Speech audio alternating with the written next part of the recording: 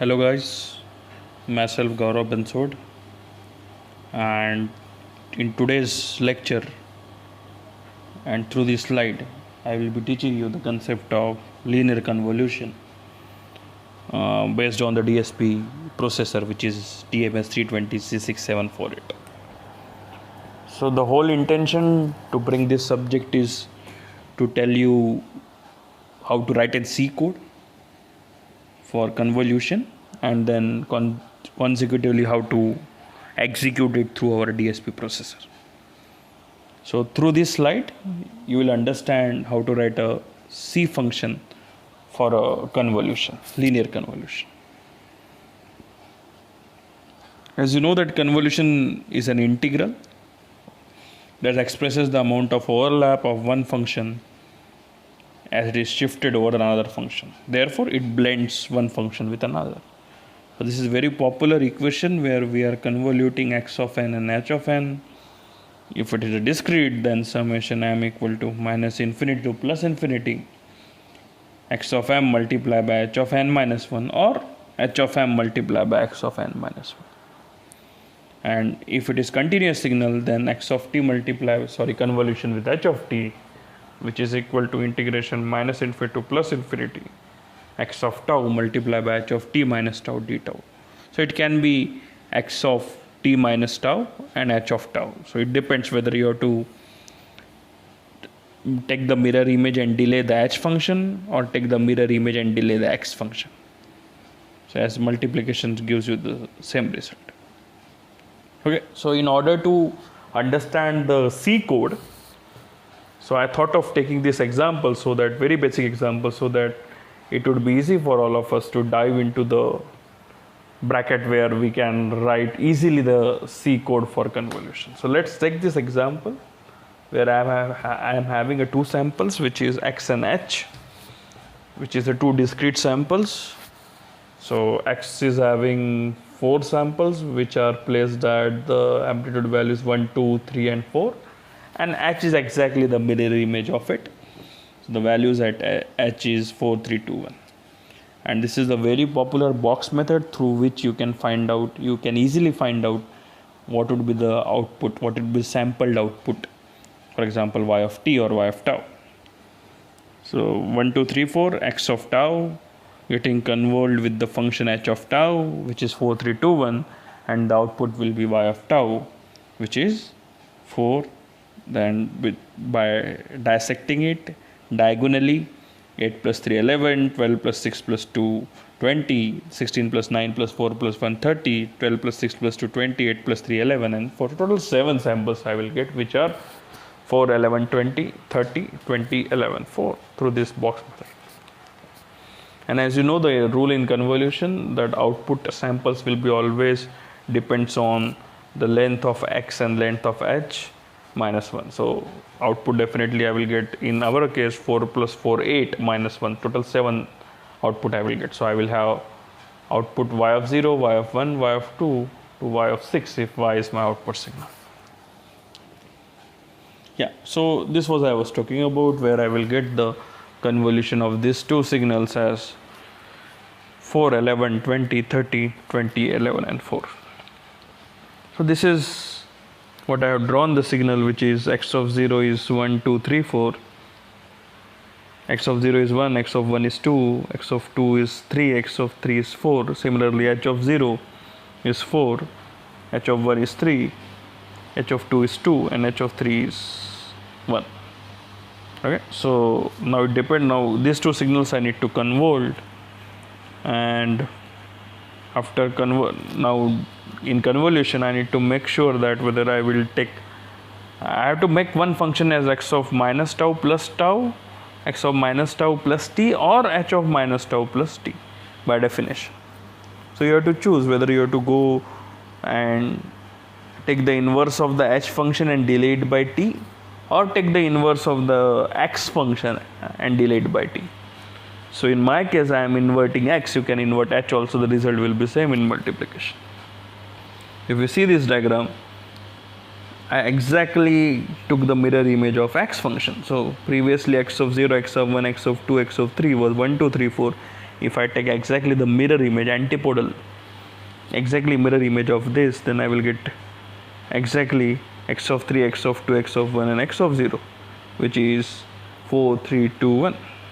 So this is my mirror image. So this I am talking about is x of minus tau, this function. Now this function will get convoluted with the function h. So, and what I have to do is simply I need to convolute this function and delay it by t. So that becomes x of minus tau, which is this function, plus t.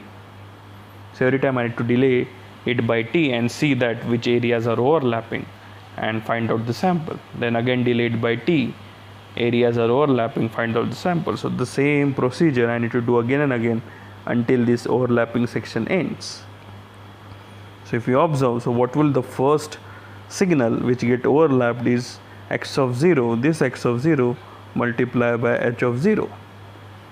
Then x of 1 multiply x of 0 multiplied by h of 0, this is my first sample. After delaying it by t, if I delay it more by t, then x of 0 multiplied by h of 1 plus x of 1 multiplied by h of 0. So this is all the concept is all about. Yep. So if you see this, so in the first case, my x of 0 gets multiplied with h of 0, which is 1 multiplied by 4. And in the second case, x of 0 will be multiplied with h of 1 if I delay it by t, and plus x of 1 will be multiplied by h of 0. If I delay it further by t, then x of 0 will be multiplied by h of 2 plus x of 1 will be multiplied with h of 1 plus x of 2 will be multiplied with h of 0. And if I delay further by t, then it will be a complete overlap where x of 0 multiplied by h of 3, x of 1 multiplied by h of 2 plus x of 2 multiplied by h of 1 and x of 3 multiplied by h of 0, which is 1 into 1 plus 2 into 2 plus 3 into 3 plus 4 into 4. Now, so this was I was talking about, where it has shown the 4 overlaps, which is x of 0 multiplied by h of 0, then x of 0 multiplied by h of 1 plus x of 1 multiplied by h of 0 gives me 11, 20, and that 30, the peak value which I will get where it's completely overlapped, where x function and s function are completely overlapped. This is the maximum value, this is the peak output I will get when the two waves or two signals are completely overlapped. Yeah, so this is exactly how it look like when it is completely overlapped, is it? Where x of 0 multiplied by h of 3 plus x of 1 multiplied by h of 2 plus x of 2 multiplied by h of 1 plus x of 3 multiplied by h of 0, which gives me the value as 30. And similarly so on. Sorry.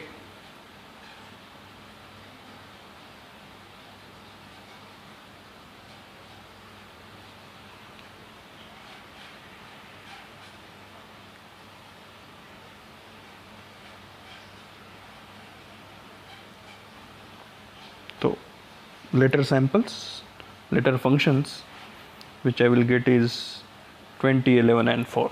You can do it on your paper and can find it out, these functions. So this is the simple piece of C code which I wrote.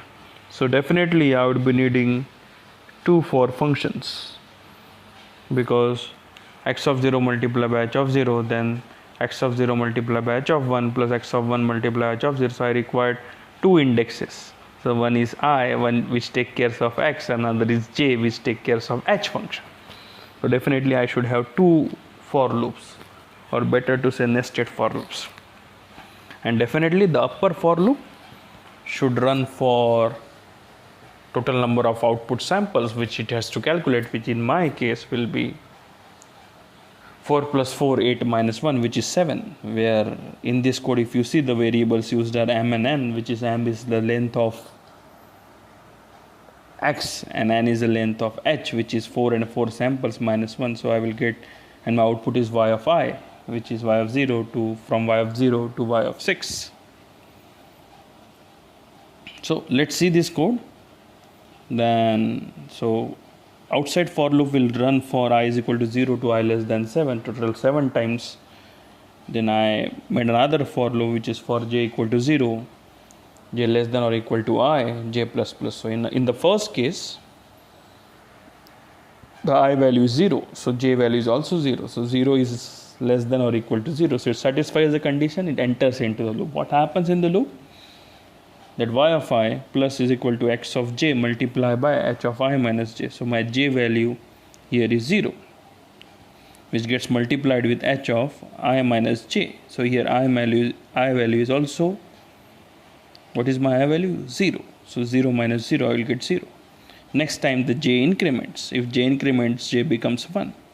And if it is 1, it is less than or equal to 0. This condition will not be satisfied. So for the first instance, this loop will only run for one time. So it gives me y of 0 multiplied by x of 0 multiplied by h of 0, which I will get 1 multiplied by 4, which is 4.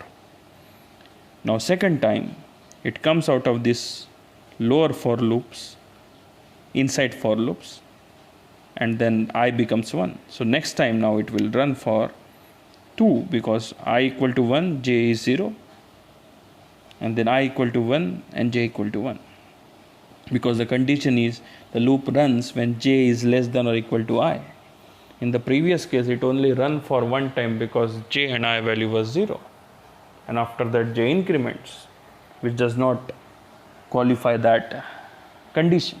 But in the second case, when I equal to 1, so j is 0, is less than or equal to 0, j is 0, which is less than or equal to 1, and then 1. So it runs 2 times. So when I becomes 1, what happens? Y of 1, I will get x of 0 multiplied by h of I minus j. Here in the I, the value is 1, j value is 0, which is 1 minus 0, gets added to x of 1, because next time the j value increases by 1 multiplied by h of 1 minus 1, which is 0. So, and the next time, and it becomes 2, but I value is 1, so it comes out of the loop. And third time, the I value becomes 2. So now it will run for I equal to 2, j equal to 0, then I equal to 2, j equal to 1, then I equal to 2, and j equal to 2.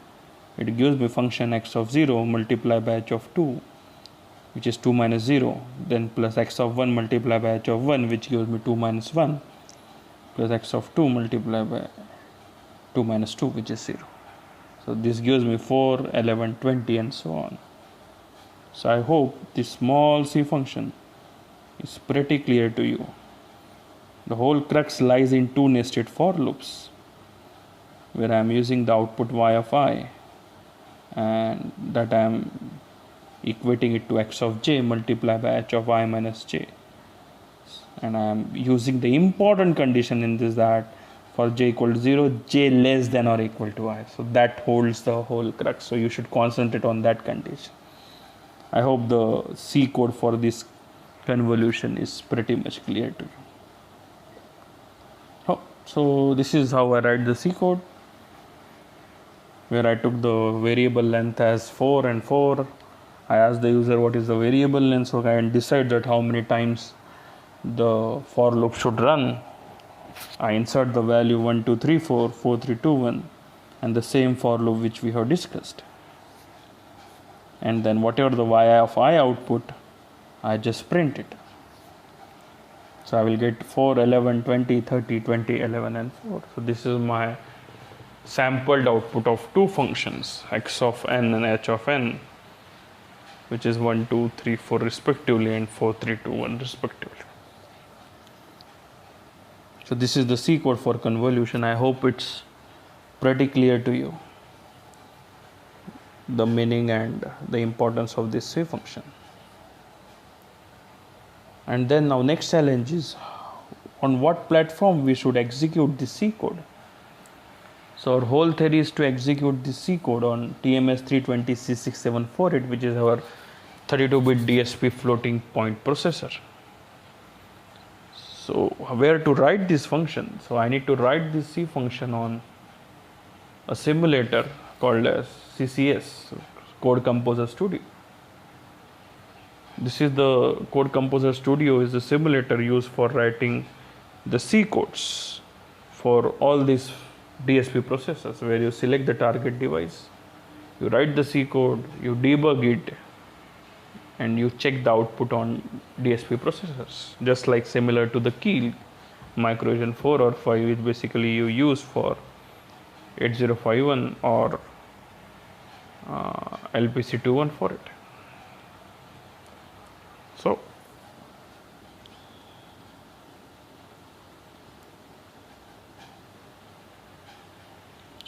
this is the YouTube video which is available, which tells you the step-by-step execution, how to execute the C file on CCS Studio. This video is uploaded by Wikinode Foundation, which is a non-profit organization, and this video is demonstrated by Professor Sujit Wagh. So you can go through this video to see that how in CCS environment the same C file which we have discussed will get executed step by step. It's crystal clear video and it's similar to the Keil, so you can get the feel of it within 5 minutes. Open a new file, edit the new file, add the new file, save it with the help of extension called as .c. Then you compile it to get the syntax error. If you don't get the error, jump to the debugging window, connect it to the emulator, and so on. So very interesting video, very simple video, where you can learn the step how to execute the C file in this environment. I hope the experiment number 1, which is related to the DSP in the subject advanced processor, is crystal clear. How to design a C code for convolution and execute it on DSP TMS 320 C6748 platform. Thank you very much.